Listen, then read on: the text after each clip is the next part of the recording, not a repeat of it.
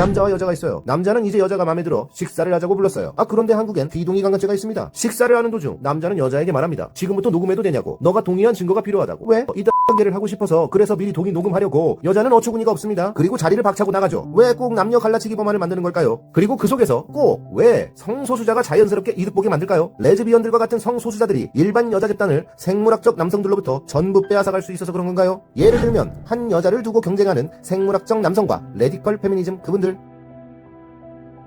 국민청원 동의 5만 명을 돌파한 비동의 강간죄. 이름부터 묘한 냄새가 나는 거 여러분은 알고 계셨습니까? 부산 고등법원에서 판결을 내린 사건입니다. 피해자는 술에 만취한 상태에서 성관계를 강요당했다고 주장했습니다. 하지만 법원은 동의를 받지 않은 성관계가 있었지만 동의한 증거가 없다고 해서 강간은 아니다 라는 결론을 내렸죠.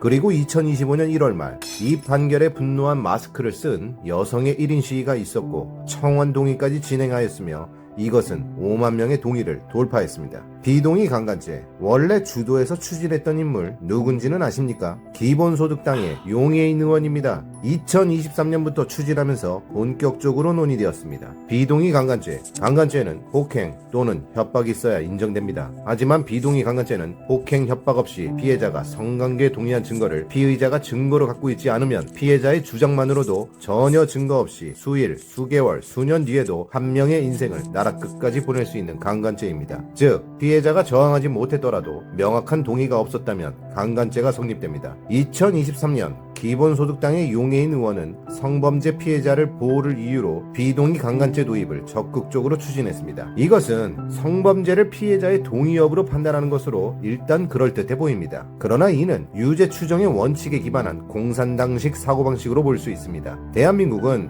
무죄 추정의 원칙을 기본으로 합니다. 피해자가 발생하면 피해자가 증거를 가지고 고소를 진행하고 이를 기반으로 판사는 판결을 내립니다. 그러나 용해인이 추진한 이것은 피해자가 증거 없이 고소를 진행할 수 있게 하며 피의자로 지목된 사람이 무죄임을 반드시 증명해야 합니다. 만약 억울한 운명을 쓴 사람들이 자신의 무죄임을 어떻게 증명해야 할까요? 이러한 법을 만들려면 최소한 무죄를 증명하는 증거 가이드라인이라도 법 규정으로 마련해야 할 것입니다. 가이드라인에 들어온 경우 검사, 판사까지도 가지도 않고 경찰선에서의 자동 불기소 가이드라인으로요. 또한 강제 무고죄를 경찰이 반의사 불벌죄가 불가능한 종목으로 의무의 기소하게끔 해야 하겠죠. 머리 조금만 써도 뻔히 나오는 답인데 법을 일부러 이렇게 만드는 겁니다. 혼자 해도 이것보단 잘하겠어요. 하지만 이런 것들이 가능할까요? 정의당의 장혜영 의원도 용해인 의원의 이러한 움직임에 동참하여 성범죄를 젠더 기반 폭력의 문제로 인식하고 있습니다. 이 두 의원은 2020년 포괄적 차별금지법을 강력히 추진했던 여성 의원들입니다. 용해인, 장혜영. 포괄적 차별금지법을 살펴보면 반대 시위는 2020년 8월 1일부터 시작되어 1년을 넘게 진행되었습니다. 당시 기독교계를 비롯한 종교계에서는 거센 반대가 있었습니다. 이는 성소수자들이 막강한 혜택을 받는 법안이었기 때문입니다. 참고로 이 법은 미국에서 트럼프 대통령이 곧 폐지시킬 것이라고 합니다. 특히 기독교계를 중심으로 포괄적 차별금지법에 대한 강한 반대운동이 일어났습니다. 당연하겠죠. 가뜩이나 인구도 줄어가는데 동성혼을 합법화하고 아이들에게 가르치기까지 하니까요.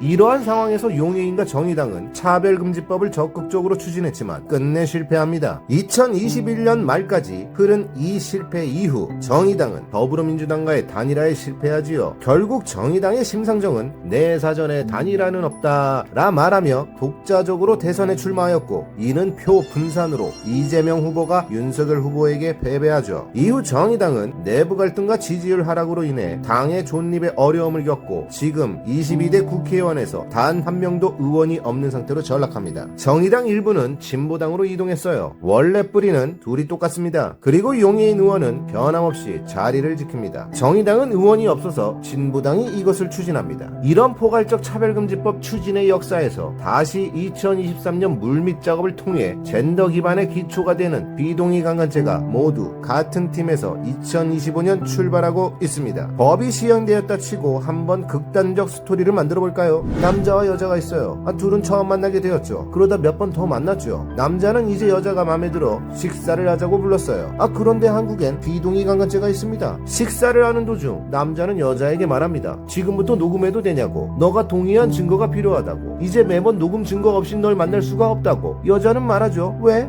내가 네가 마음에 들어서 이따 관계를 하고 싶어서 그래서 미리 동의 녹음하려고 지금도 녹음 중이야. 동의를 해주고 네 이름을 말해주겠니? 여자는 어처구니가 없습니다. 그리고 자리를 박차고 나가죠. 그리고 성추행을 입었다고 비동의 강간죄로 남자를 고소합니다. 어때요? 과한 측면이 있지만 이렇게 되는 게 비동의 강간죄입니다.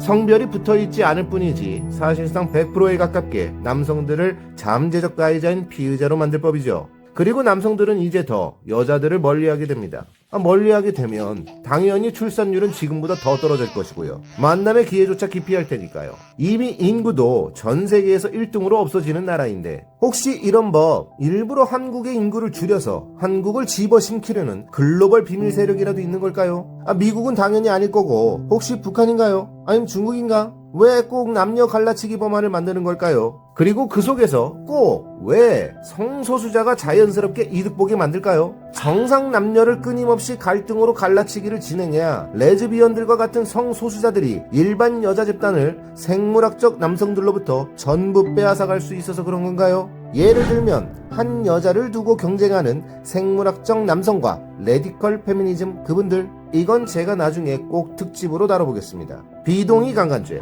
포괄적 차별금지법을 추진했던 그 세력 그 인물들이 지금 똑같이 2년의 공을 들여 추진하고 있습니다. 이제 한국은 젠더 갈등이 지금과는 비교도 안 될 정도로 커질 것이고 내 자식들, 내 후손들 이제 오리지널 한국인이라는 건 없고 전부 멸종하게 됩니다. 꼭 여러분이 대한민국을 지켜주십시오. 다행히도 입법 반대팀 또한 국민청원에 5만 명을 달성했습니다. 포괄적 차별금지법의 전조가 될 수 있는 비동의 강간죄 절대 좌시하고 넘어가시면 대한민국의 미래는 없습니다. 저는 오직 대한민국 자국 이익만을 위해 항상 여러분께 호소합니다. 다음 영상에서도 심층적인 좋은 내용으로 찾아뵐 터이니 꼭 구독과 좋아요도 한 번씩 부탁드립니다.